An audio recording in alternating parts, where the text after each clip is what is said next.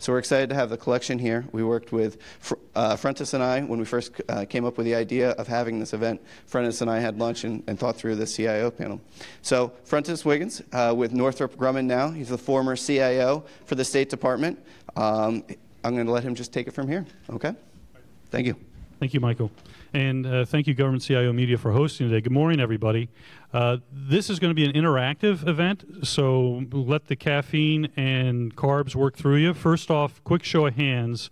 How many folks are from the federal civilian side of the house? How many folks are from kind of the DOD side of the house? How many folks from academia, press, unemployed? Okay, just kidding. All right. There you go. Come talk to me afterwards. Thrilled to be here today. As Michael mentioned, I'm the former CIO from the Department of State. I'm now working at Northrop Grumman as Director of Strategic Engagement. With me today on stage is Mr. David Shive, good friend of mine from GSA, and Mr. Robert Adams from the Department of State. He's the Principal DCIO and Principal Deputy Assistant Secretary for the Department of State. So first off, we're going to have a little icebreaker question, and I'll start it off. It's a fun fact about one of our CIOs that does not appear in your CV, and I'll give you my fun fact to start with. I once, when I was 21 years old, was offered a recording contract in, wait for it, Egypt. Okay, there's my fun fact. All right. David, how about a fun fact about yourself? Wow, I don't know that I can follow that up. So, fun fact, my wife and I have been foster parents for 19 years, and we've had 37 kids come through the house. Awesome. Fantastic. Do you get tax deductions for those? If they've been with you over a year, All yes. right. Just in case there's anybody from the IRS here today. All right. Rob Adams from Department of State, one fun fact about you. My wife and I like to take cross-country drives in our Tangerine Mini Cooper. You know there's a lot of love if you're in a Mini Cooper going across country. And by the way, that's volcanic orange, I thought. But okay, anyway. All right. So on to the meat of our presentation. Let's start, David, with you. Can you tell me what the biggest challenges facing you relate to IT and your agency, especially given GSA's unique mission?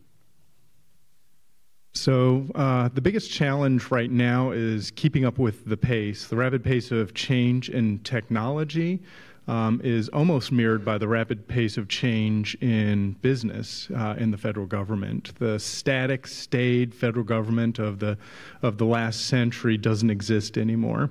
Some of that change is because of things like an administration change, but other parts are because of the dramatic need in the federal government, the need for technology to solve the problems of government, to be a lever and to be a foundational element for government, continue to rapidly increase. There's large swaths of the federal government that are not even digitized yet. So using transformative technologies to solve some of the existing business mission problem areas is great, but we also have foundational technology that needs to be done. So there's more work than there is time, there's more work than there are resources, and there's more work than there are capable bodies. So, so come on into government. It's a great place to work. Thank you, David. Yeah, the image I always had in my mind was of waves crashing on a beach when it came to technology. As soon as one wave reaches the beach, there's another one right behind it. If you don't stay on top of it, you get dragged into the undertow. So thank you, David. Rob, same question for you. Biggest IT challenge right now at Department of State. Not much going on in state these days, I know. No, not really. So the Department of State is it's kind of a unique mission in the fact that we are present at over 200 countries overseas. So we have 276 posts abroad, and how do you connect all those posts together and provide a viable IT solution? Those countries all face challenges of one sort or another, whether it's infrastructure challenges or political, economic challenges. We're pushing as fast as we can to the cloud, but what are we running up against? We're running up against latency issues. You can't exceed the speed of light. So trying to deliver these cloud solutions abroad and being able to give our customers what they need to be able to get out from behind their desk and into the field to be more productive, those are the big challenges that we're facing today in state. All right, thank you, Rob. And by the way, I should mention at the outset, I'm going to leave about 10 minutes at the end for Q&A. So if as our speakers are discussing these items, just make notes, and I'll ask for questions towards the end so you can interact with them directly. Thank you. David, you brought up the whole idea of like not enough time, not enough money, not enough people. How does innovation play into what you're doing at GSA, both for your own agency, but also maybe in some of the areas where GSA is taking the lead across government? Right, that's a great question. As the CIO of GSA, I'm responsible for delivering technology in support of the business mission of GSA. But in the same way that CIOs out in the private sector oftentimes have a dual internal role and external role, that opportunity exists at GSA. Within GSA IT, we are a proving ground for some of the technology fronts that we present out to the rest of government. Our job is to vet good technology, emerging technology, and transformative technology on the inside before we scale it out, and then scale that out through acquisition vehicles, through our Federal Acquisition Service, or pure technology fronts through our Technology Transformation Service. Because we're a reasonably small agency, we're able to take risks that other agencies can't. And being a first mover in a space is a risky thing, and it's an expensive thing, especially since failure rates are somewhat elevated in these new areas. One of the ways that we hope to promote innovation across government is to take that first mover risk for our partner agencies, try the thing, test it out, so you're not testing out across 300 agencies, but in one place, and then you discard the things where you don't see great value, and then double down on the things where you do see value, and then scale that across government. Great, thank you. I may pull on that thread a little bit later when we start talking about agile development and fast failing and other things like that.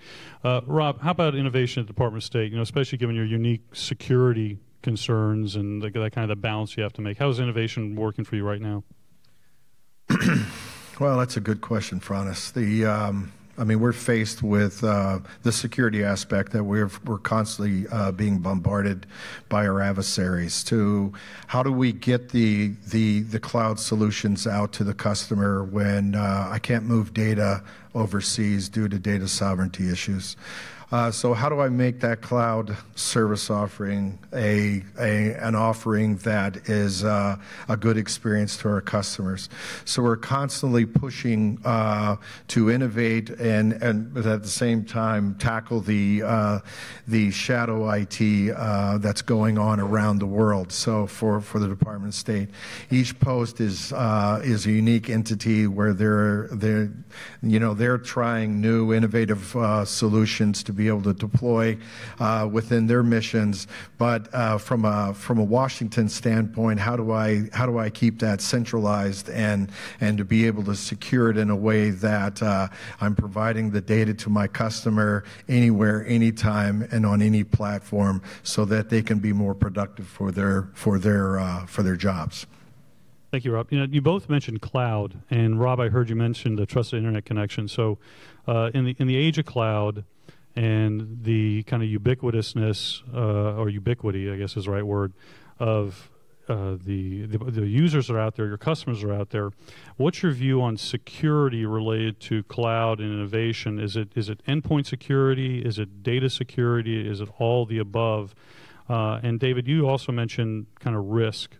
How do you look at that through the prism of risk? And you said that GSA has a pretty high appetite for risk. Maybe could you talk a little bit about the kind of security in the age of cloud and your appetite for risk and how you're approaching that? Sure. So we were one of the first movers into cloud. We really started to move pretty heavily in 2011, 2012. So that in and of itself denotes that we're willing to accept a certain amount of risk because it was a greenfield at that time in government. But we've doubled down on that, and for a couple of reasons. We found that good security practice inside, a fair amount of that ports to good security practice outside. But at the same time, the values that we received by moving massively to the cloud were worth some of the inherent risks of being a first mover in that space. It also made us get very intentional about how we're securing. We spent a lot of time building deep, meaningful borders and walls to keep the bad guys out and to keep good information in. We found that that's not business of the 21st century. Business of the 21st century is you can do and conduct the business that you need to from anywhere and any location on any device. And it made us fundamentally change how we viewed security. It forced us to push security out to the very end point and blow past the four walls of GSA and make those walls exist in another place. It also made us be very intentional about training our people to operate effectively in that environment, because that's one of the vectors for breach into government systems and capability. So we pushed that endpoint security, that wall out to encompass the individual person beyond there. If I could ask a follow-on question to that, David, how do you view kind of private versus hybrid cloud too in that same context? So not all clouds are created equal, and not all business running in an agency, even a highly secure agency, is equal. There are workloads that are appropriate for a variety of clouds out there. Some are suitable for a hybrid cloud, some are suitable for a private cloud, and some are suitable for a public cloud. That's the model that GSA has taken. We've said there's cloud architectures out there that are suitable for all of our workloads. And then we're very intentional about pushing those out to the right workloads and managing them very carefully. Great, thank you very much. So Rob, back to you now. Same kind of question. You know, security in the age of cloud. You know, endpoint security, data security, especially with the overseas mission aspects. You talked about data sovereignty, and also maybe the same concept or construct about hybrid versus commercial cloud versus private cloud. So to kind of echo what David's saying is that you know, not all clouds are the same. Your data's not all the same. Some's high, low, some's medium, high value assets and the like. So the Department of State looks at it as a defense in depth. So you have to maintain your firewalls to be able to protect that, but you also need to be able to secure the data at the endpoint as well. So it's security in depth. It's building upon that. It's the training aspect as well. You know, one of your biggest, people don't want to hear this, but your biggest security risk is your customer pressing that fish me or you know, that email that's got the link that says I love you. So that creates a big vulnerability in your network. It's that training aspect, but it's that layers of defense, especially as we're starting to move out into the mobile devices. How do we secure the laptops? How do we secure the iPhones, the Androids, the Intunes and the like? That how do we manage those devices so that if our customers were to lose it, we can zeroize it, we can get rid of it, especially on an international environment. Do I use geofencing? How do I prevent my customers from getting into trouble, but at the same time being able to defend my network and giving them the product they need to be productive? Rob, if I could ask you a follow-up question, because you brought it up earlier, and because I know there's some folks from DHS in the audience, trusted internet connection. You know, the fact that for an agency like the Department of State that's geographically dispersed, what do you see as far as the future of the TIC? I know that there were some early discussions with OMB and DHS to try and get an overseas TIC in place. Is there still movement on that, or how is the state approaching that? Well, we're still trying to push that effort through, and I understand OMB is working through a pilot at this point. We're not a part of the pilot, but with the networks, and as I mentioned, you can't exceed the speed of light, so being able to push cloud solutions from Arconis is a challenge. Okay, your customer, when you're out in Indonesia or you're down in Australia where you got about 600 milliseconds of latency, that's not going to be a great service. So can we get the data closer? Can I get off existing network into the internet quicker? So how can I offload my data? That's going to reduce that distances. If I can stay off satellite, can be on terrestrial. Those are the challenges that we're facing on a daily basis, but we're also looking at, do we go out with a managed network? Do we contract router to router, and then you optimize the network and we get away from the hub and spoke approach? So how can I reduce that latency? How can I reduce that distance from the endpoint to my data, my servers? That's going to help me and help my customer.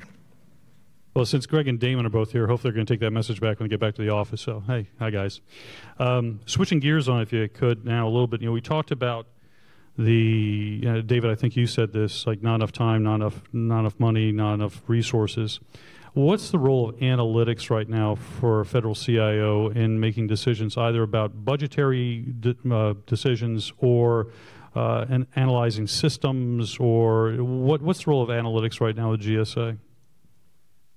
So, what gets measured gets done. What gets looked at gets the visibility it needs. We're pouring massive time and attention into our analytics capabilities, and that spans the entire spectrum of business operations at GSA. We owe that to the taxpayers that we're serving. We have a fiduciary responsibility to do right by our taxpayers, to say the investments they're making in us in time and money, that they're going to get good outcomes there. And so the analytics will take deep, meaningful analytical looks into our platforms, our technology, our infrastructure, our applications, and we'll rationalize like crazy to make sure that we're buying once and using many times. We have taken a single data view at GSA. The administrator of GSA is the owner of all data, whether it's acquisition data or public building data or fleet management data or even technology data. And we are acting against that data as a singular asset and getting some really great insights and allowing us to be better business decision makers and technology makers. And I think the important note there was, as you said, it's a single data source, so everyone's working from the same data, whether they're doing acquisitions or the IT shop or fleet management. One holistic data source is the holy grail. That's fantastic. Rob, how about you? How are you using analytics right now in data analytics at state? We're actually, there's from the redesign team that started under Secretary Tillerson, that was one of the major initiatives that we're looking at, how we can analyze the data to make much more effective management decisions. That initiative got some a little bit of momentum or a little bit of legs under it just recently, and we're revisiting that as well. But it's the by looking at the technology business management model and how we implement or change our internal processes to the taxonomy of the TBM will allow us to start to really, from an IT perspective, really analyze how we were spending our money and where are we going to return our investment, and is it an effective investment? So that is something that we're not making as much progress as I'd like to see, but we are making steady progress towards implementing a solid taxonomy that allow us to make a much more effective decision on how we invest in our IT for the future. Okay, that's a great segue this is probably going to be our last question before I open up to the floor for questions from our folks here. Related to TBM and, David, you and I were talking beforehand, role of the MGT Act, role of the IT Modernization Fund, total technology business management, the importance of CIOs now in the federal government of running their shops and their IT as a business, and that return on investment. Could you speak a little bit to the approach you're taking at GSA and your view on that? And also, perhaps if you could touch on the centers of excellence, too, at the same time? Wow, that's a lot. Okay. Yeah, you got a couple. I'm not asking much. All right, we'll dig into this. So, yes, so the CIO of yesteryear that is a pure technologist is going to have a pretty short tenure in the federal government going forward, just like they do in the commercial space. Running your CIO shop as a business, it's the right thing to do. So GSA was the first agency to fully implement TBM in the federal space, and we're very honored to be a part of the centers of excellence and community of practice, stood up around pushing that across the rest of government. We're honored to be one of the CAP goal leads, working in partnership with OMB to facilitate the spread of TBM across the federal government. We did that because, again, we think we have a fiduciary responsibility to show the decision makers in GSA and extending out to the taxpayers that support us that we're maximizing the value of every dollar spent. But that percolates to everything that we do. Same thing with investments through the MGT Act. We need to be able to show that not only can good ideas be generated, but the investments made into those good ideas get good outcomes, and good outcomes in business terms, not just technology terms. So it's all deeply intertwined. The centers of excellence that are run out of GSA, they're built on the model that was stood up within GSA. We were able to realize some pretty good technology outcomes, some good business outcomes, and some good investment outcomes. And the idea was to take some of those learnings, again, because we're a first mover and a test bed for these type of ideas, and then spread those across government. And we have great partnership with the USDA. We're getting some really good outcomes there. And the idea is to then propagate that through the rest of government. Great. That was a nice Reader's Digest version of a very complex question. Thanks. Rob, same question to you, kind of the ROI, TBM aspects of Department of State, trying to run the IT shop at the Department of State like a business. Where are you with that? Well, that's an effort that it's a constant, I don't know if there's ever an end to that. It's the shadow IT. How do you get a control of it? We've made a big effort on working closely with our acquisitions office, with our budget office. How do we start getting around the spends? You get around the spends, then you realize where the department is actually spending its money on IT.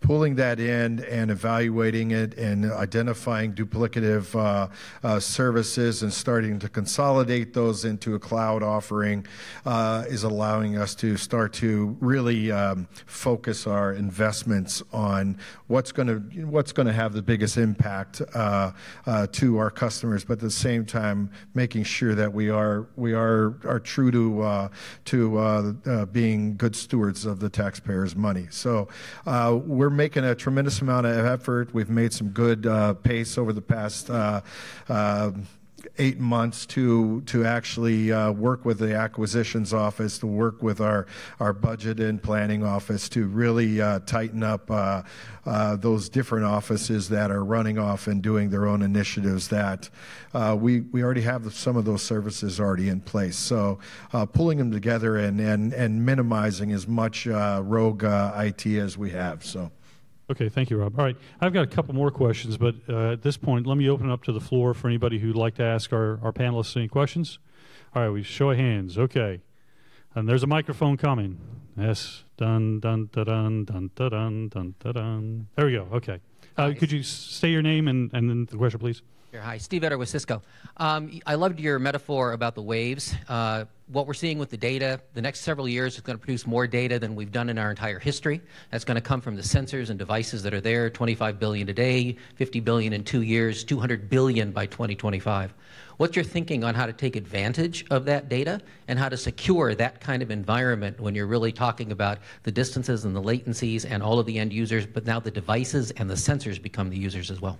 Okay, thank you. And by the way, I'm going to patent that image of the waves. That's my own. So, yeah, please give Tom Afferton $15 right now. Sorry. Okay. David, would you like to take a shot at that first? Yeah, sure. So there are 3 original Internets of Things in the federal government. One was Battle Space Management Systems in the military. The other was National Weather Service with their satellites and buoys and planes and everything in between. And then the third was actually in GSA, our public building infrastructure. You know, every window shade, every elevator, every air handler, every pump has a sensor that has an IP address on it, and it makes a massive Internet of Things. We've taken securing that very seriously. So we can't control an elevator manufacturer and have them build good cybersecurity into their sensors. But what we can do through distributed security is push our security envelope out and incorporate and encompass those things. You're absolutely right about the amount of data that comes across. We're getting 3.8 million data points per hour across or from that Internet of Things in our public buildings all across the land. And consuming that and analyzing that helps us to do smart things like see an air handler as it fails or just before it fails so we can do maintenance on it rather than spend $1 million to fix the thing. It is absolutely a target-rich environment and one that we're exploiting. Okay, thank you. Yeah, in the interest of time, let's go ahead and get another question, and I'll let Rob answer the second one. Let me share it out. Okay. Name and question. Hi, good morning. My name is Shopna Paul, and I've just recently turned to the private sector. I came from NSA, NKIC, US CERT, FBI, all that. So my question comes from my operational experience, and it's a two-parter. So the first deals with the identification, authorization, access, authentication of the employee, and how are we moving beyond username and password, or even biometrics, which might give like false positives that you have to like, work through. So what is the roadmap for, getting the employee into the system? And then the second part of the question has to do with once the employee is there, what is the roadmap for, understanding like the motives and behaviors of that employee for like, predictive of like, behavior, issues for, like in an insider threat program. For example, I know that DHS had some sort of like an integrated surveillance program. So is there a roadmap for integrating like physical surveillance with network presence, with behavior analytics in some way to understand the employee and maybe future employees' behavior? So that's a two-part question. Okay. Yeah, sorry. It's okay. It's funny because Rob and I were kind of talking about that before we started. So Rob, over to you. IDMS, insider threat. Yeah, 2014. What? Yeah. Sorry, go ahead. So we've been working on implementing an identity management system for quite some time. It's David said earlier, there's not enough time in the day and there's not enough money, and you're looking at priorities. We've been pushing this up to our big priority. So we're looking at implementing an IDMS solution in cooperation with DHS, hopefully very soon. That's going to help us to, identify the individual coming onto the network and exactly what data they are authorized to have and those levels of service of access.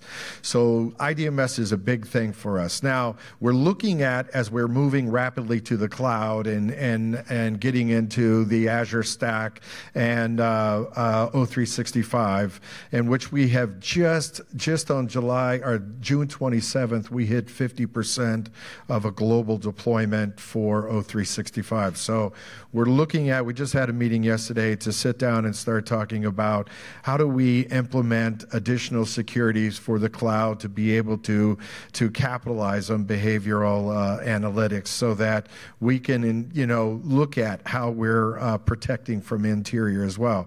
Francis and I were just talking, and we have about I think it's about 75,000 foreign employees on our network that work in our missions that are absolutely vital to the success of our overseas operations. So how do we incorporate them into the identity management system? And then that evolves into derived credentials. There hasn't been in the industry a full derived credential capability that we can guarantee when you're on an employee that we can safeguard that credential. And I don't have to do it over the internet because I'm in a foreign environment, so I can't do it over the internet. So I need to be able to, how do I get that credential to that device, whether it's in the TPM chip or another chip that allows us to be able to secure that device. So those are obstacles that we're still trying to recover, but at the same time, with the fact that I don't have that derived credential, I can't necessarily lock down my accounts. So that I'm still stuck with the password. So as soon as I can get to the point where I can lock down my accounts, then I've got you on a PIV card, I got you on IDMS, and then I can start to control a little more how the access much more granular. And my congressman from GSA asked to yield the floor for 10 seconds, so I yield the floor for 10 seconds. And so the far-reaching outlook is trust no one, validate everyone. And so from a practical standpoint, it probably looks like a logical layer on the security side, so a software-defined network with zero trust sitting on top of that, so you trust every single person. And so this is a plea to our industry partners. A lot of people are talking about this. Maturity of those platforms at a true enterprise scale is very low, so we're looking to you to bring the maturity of those up so that we truly can trust no one, validate everyone. I'm glad you mentioned that because I've got somebody you can talk to over McLean, but that's a whole other subject. Okay, I think we're over time a little bit. Oh, you give me 5 more minutes? Okay, so next question. Hi there, I'm Tom Nelson from BMNT out of Palo Alto, California. Love the idea that, David, you're a first mover trying to de-risk for the rest of the government. Lots of problems, lots of potential solutions out there. How do you de-risk within GSA while trying to push the boundaries in terms of what's technologically feasible? So de-risk, I don't think you can ever truly do that. So here in government, we don't have the advantages that the commercial space does. I can't be an LLC that has a great idea but fails, and then you shut your doors and then spin up the next day as another LLC doing the same thing but taking the learnings from that last one and moving forward. We don't have that luxury. So what we have to do is be very practical about how we manage risk. So we take very small manageable bites. We don't spend $50 million in 5 years trying to solve a problem anymore. Instead, we say, we're going to spend $50,000 and do a 6-week sprint and bring all the right people in a DevSecOps model to bring something from ideation into a MVP phase. And then we assess that. And if it's not a good idea, then we kill it. We kill it immediately. If it is a good idea, then we'll make some additional investments in there. If it's maybe a good idea, then we'll pivot to a better idea and then make investments there. So small, manageable bites allows you to shorten that risk profile down to the smallest, most manageable piece, and you make decisions based on that. Yeah, it's interesting because I remember at the Federal CIO Council, the innovation group was doing the exact same thing. They would take like a $10,000 worth of seed money, bring in the best idea, and FEMA was doing something with the geo-tracking related to some of the floods related to that. And in addition, I know John Edwards over at CIA does the same sort of thing. He has a Shark Tank that he sets up where people bring innovative ideas and they get 10 or 15K worth of seed money to try and sort of shorten that aperture for the, as Dave was saying, with the risk. Okay, any more questions? Oh, I've got one up in the front here from a man I know.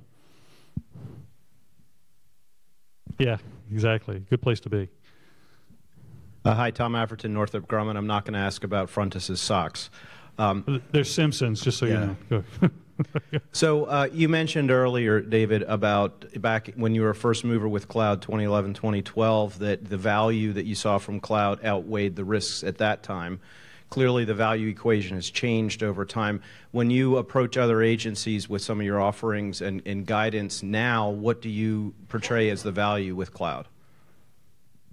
Being able to extend the business of your organization to any place is a great value. Cost is a bit of a value. We're hoping to see better cost vectors there, but cloud isn't demonstrating itself to be materially different than well-run, internally hosted infrastructure. Security is actually, we're seeing that it's better unless you're doing like a Tier 5 data center or something like that. Security is proving to be very good. And speed to deploy. I mentioned the rapid pace of change in business and the rapid pace of change in technology. Our ability to effectively deploy and move workloads around to scale across multiple platforms is massively elevated. I'm able to stay in razor-sharp alignment with my businesses as they pivot their mission to the right and left. I'm able to do that much more effectively using cloud. Thank you. All right, thank you. I think we're going to go ahead and wrap right now. We're a little bit over time, but I want to thank Government CIO Media for hosting today. Also, Rob Adams for coming from the Department of State, and David Shai from GSA. How about a nice round of applause for our panelists? Okay.